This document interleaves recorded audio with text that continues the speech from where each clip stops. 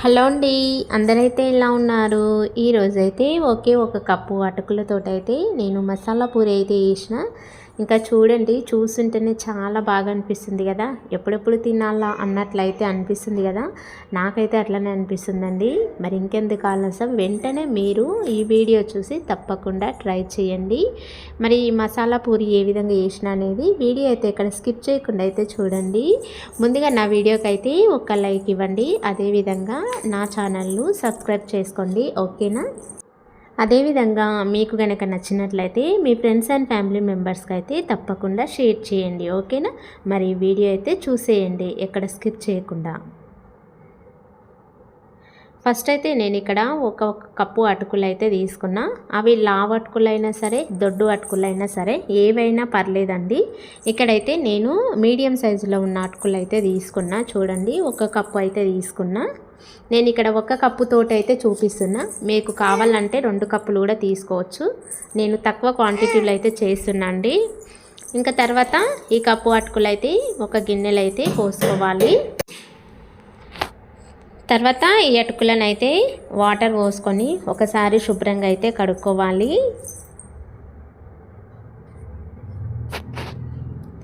ఇంక ఈ విధంగా అయితే కడుక్కున్నాం కదా, ఇప్పుడు ఈ వాటర్ అయితే కిందికి అయితే వంపేసుకోవాలి.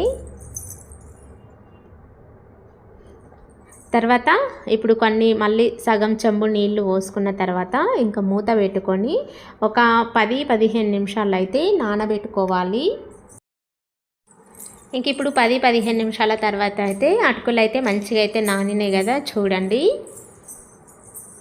ఇంక ఇప్పుడు ఈ అటుకులు అయితే బాగా చేతితోటైతే బాగా ప్రెస్ చేసుకుంటూ పిసకాలి.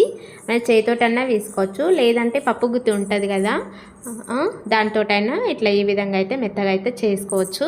ఇంక ఈ విధంగా మెత్తగా అయితే చేసుకున్నాం కదా. ఇంకా తర్వాత ఇందులో 1 కప్పు అటుకులు తీసుకున్నాం కదా, 1 కప్పు గోధుమ పిండి అయితే తీసుకోవాలి.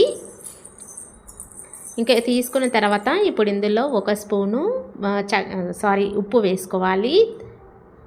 తర్వాత చిటికెడు వంట సోడా కూడా వేసుకోవాలి. వేసుకున్న తర్వాత ఒకసారి అయితే కలుపుకోవాలి. తర్వాత చిల్లీ ఫ్లేక్స్ ఉంటుంది కదా, ఎండుమిరపకాయలు దంచి వేసుకోవాలి. తర్వాత కొంచెం కొత్తిమీర వేసుకోవాలి. తర్వాత కొంచెం పసుపు వేసుకొని ఒకసారి చేతితోటి అయితే ఈ విధంగా అయితే కలుపుకోవాలండి.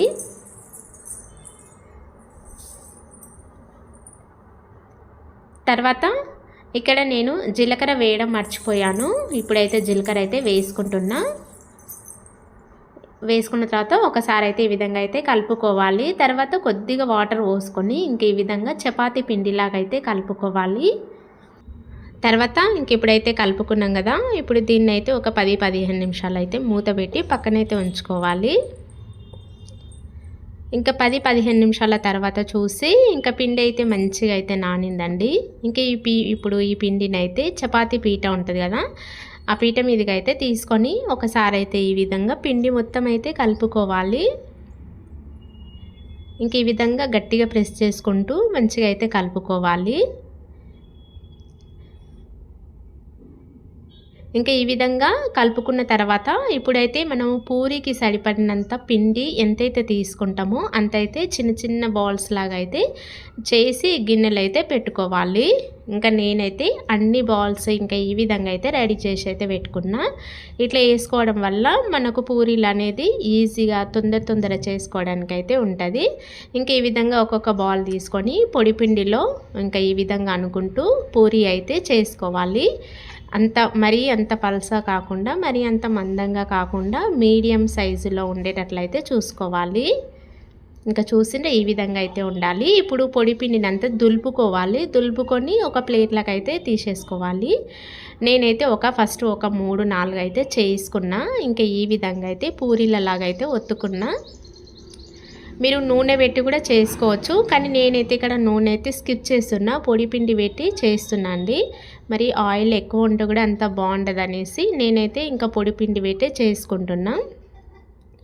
ఇంకా తర్వాత డీప్ ఫ్రైకి సరిపడినంత ఆయిల్ వేసుకున్న తర్వాత ఆయిల్ బాగా వేడెక్కాలి. ఆయిల్ బాగా వేడెక్కిన తర్వాత ఇప్పుడు ఒక్కొక్క పూరి అయితే వేసుకున్న తర్వాత ఇంక ఈ విధంగా గంటెతోటి అయితే ప్రెస్ చేసుకుంటూ అనాలి. ప్రెస్ చేసుకుంటూ అంటే మంచిగా అయితే పూరీలు అయితే పొంగుతాయండి. చూస్తున్నారు కదా, నిజంగా చాలా చాలా టేస్ట్ ఉంటాయండి.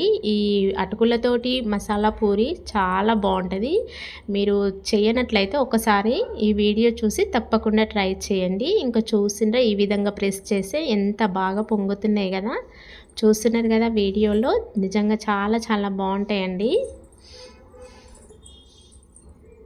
ఎప్పుడూ ఒకేలాగా కాకుండా అప్పుడప్పుడు ఇట్లా వెరైటీగా చేసినాం అనుకోండి కూడా తినడానికి కూడా చాలా బాగుంటుంది. మీ పిల్లలు కూడా తినడానికి కొంచెం ఇష్టపడతారు. అందుకోసమని అప్పుడప్పుడు ఇలా వెరైటీగా చేస్తే కూడా చాలా బాగుంటుంది. నేనైతే అటుకులతోటి అయితే మసాలా పూరి చేసిన కదా, ఇంక ఈ విధంగా అయితే కంపల్సరీ ప్రెస్ చేసుకుంటూనే అనాలి. ప్రెస్ చేస్తేనే ఇంక ఈ విధంగా అయితే పొంగుతాయండి. చూసిండు కదా చాలా చాలా బాగా అయితే పొంగినాయి.